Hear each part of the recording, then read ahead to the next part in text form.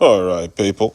So I need to say this so people can truly understand how this corporation works. For one, remember, this corporation is an American corporation. An American corporation is the land that is owned by, or formerly owned by, the Queen of England and Rome. These are the Americas. The Americas are owned by royal elites who conducted certain business deals that allowed them to, well, coerce the individuals to believe they have rights to land.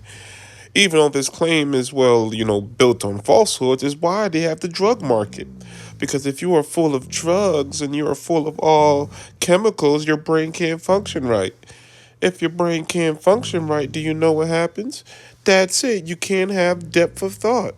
So then you really would start believing, say, hey, somebody bought all the land on this planet. And that makes perfect sense, everybody. Yeah, we should all believe in that. Somebody owns all the land on the whole planet. They own the whole planet.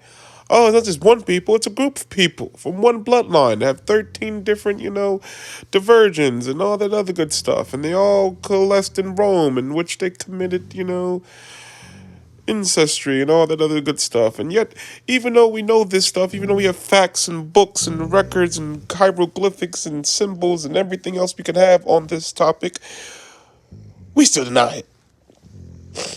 I say all this because those people usually get representatives, and their representatives are lobbyists. And what lobbyists want to do is they don't make laws. They. Laws are a indentured servitude system. It's for the gross domestic product of America. It is made so that way because when we try to abolish slavery, then they brought back slavery. Laws are made to ensure they can doubly convict you so that way you can be back into the slave system.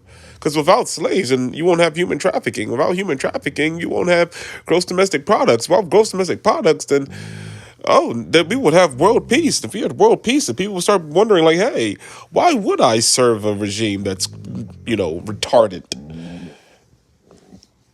So naturally, they have to keep everything and all these self-destructive and evil things in process to make sure people don't grow and learn. I say all this because when you look at your next policy officer, remember policy, not lawyer, because they usually work for the same people, lawyers and policies are all rules. Just remember, it's all pretend. And people spend their real lives to keep the pretend alive. You don't have to. You can enter reality. Don't pretend.